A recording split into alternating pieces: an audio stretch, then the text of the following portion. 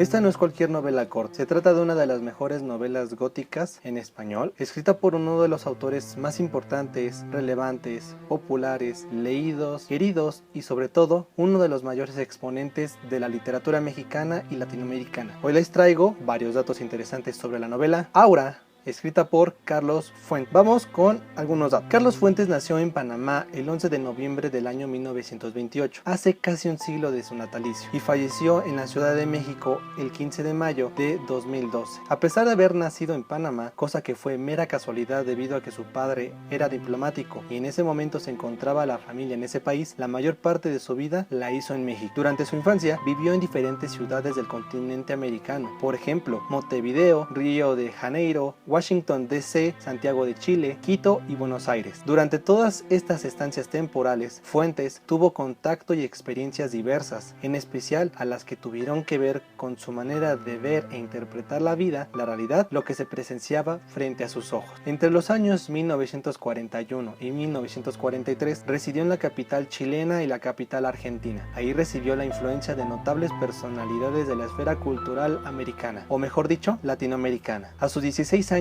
llega a la Ciudad de México y comenzó a estudiar el bachillerato en el Colegio México. Su entrada a la vida laboral en sus inicios se desenvolvió como periodista colaborador de la revista Hoy. Además, obtuvo el primer lugar del concurso literario del Colegio Francés Morelos, hoy día Centro Universitario México. Y acerca de sus estudios universitarios, se graduó en Derecho por la Universidad Nacional Autónoma de México y también en Economía en el Instituto de Altos Estudios Internacionales de Ginebra. Si bien su vida es muy interesante, su obra literaria lo es aún más. Su obra literaria está conformada por novelas, cuentos, ensayos, discursos, teatro, argumentos y guiones cinematográficos, entrevistas, diálogo y un libreto de ópera. Mencionar cuáles de sus obras son las más populares queda a consideración de la comunidad lectora. Este dato puede variar particularmente entre las generaciones de lectores, pero son estos los títulos más leídos. La primera novela publicada bajo el título La región más transparente de 1958, La muerte de Artemio Cruz en 1962, Terra Nostra de 1975, Gringo Viejo de 1985, el libro de cuentos El Naranjo de 1994 y el libro de cuentos Todas las familias felices del 2006.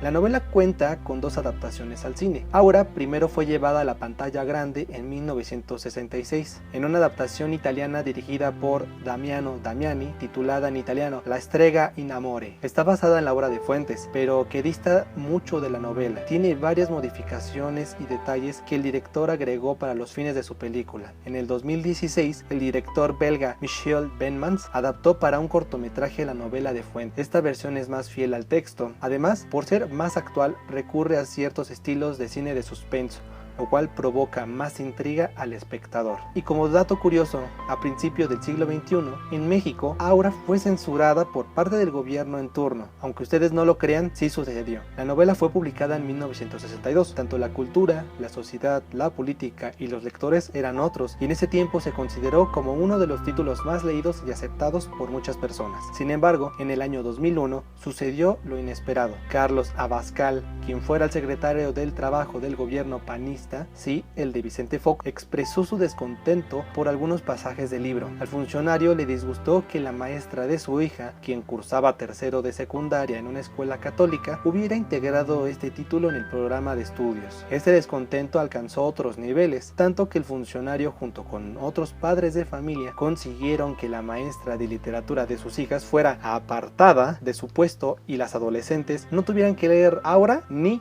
12 cuentos peregrinos del Nobel Gabriel García Márquez. Abascal comentó: hice valer mi derecho de vigilar lo que lee mi hija. Así justificó ante la polémica desatada y para quien parecía excesiva la manera en que Fuentes describió una escena erótica entre dos de los personajes. Lo que para muchos era una sensual escena entre dos personajes, para el funcionario y la unión de padres de familia, cuyo presidente además no había leído el libro, era una obra inadecuada que podía causar un conflicto existencial en las adolescentes. Carlos Fuentes estaba en Estados Unidos cuando el escándalo estalló. Él y Gabriel García Márquez tomaron con humor todo esto. Gabo lo llamó por teléfono y le comentó: ya sabes que ahora vamos a vender más libros. Fuentes solo recomendó a Abascal leer a Cicerón para que aprendiera retórica y se educara un poco. Y después de esta pequeña anécdota, ahora sí, ¿de qué va la historia? Todo comienza con la aparición de un anuncio laboral que es leído por Felipe Montero, un hombre joven. En este anuncio se solicita a historiador joven, conocedor de la lengua francesa, capaz de desempeñar labores de secretario. Se ofrece una paga de 3,000 pesos mensuales, comida y recámara cómoda, asolada y apropiada como estudio. La labor es transcribir las memorias de un general difunto para posteriormente publicarlas. Felipe decide visitar el domicilio indicado y charlar con la persona que presenta la oferta laboral. Llega a la antigua casa en el número 815 de la calle Donceles. Observa la numeración de las casas y descubre que algunas tienen un número actual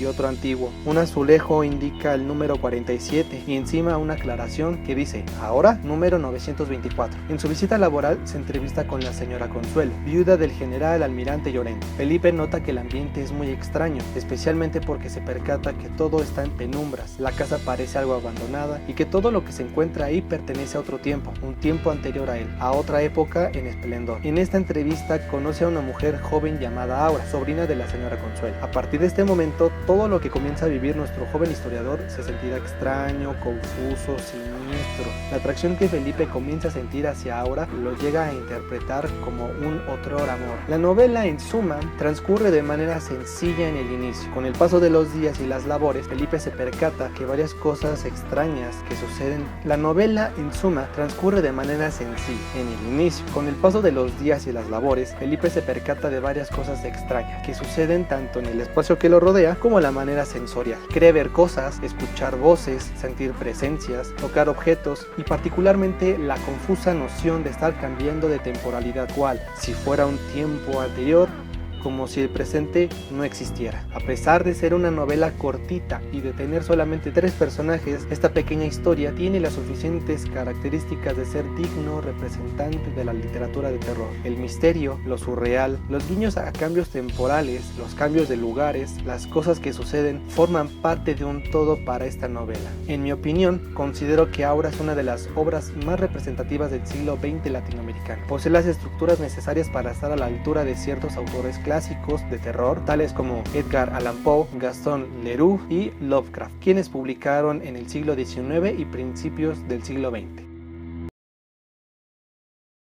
Muy bien, lectores, hasta aquí la reseña. Nos estaremos viendo para la próxima. Chao.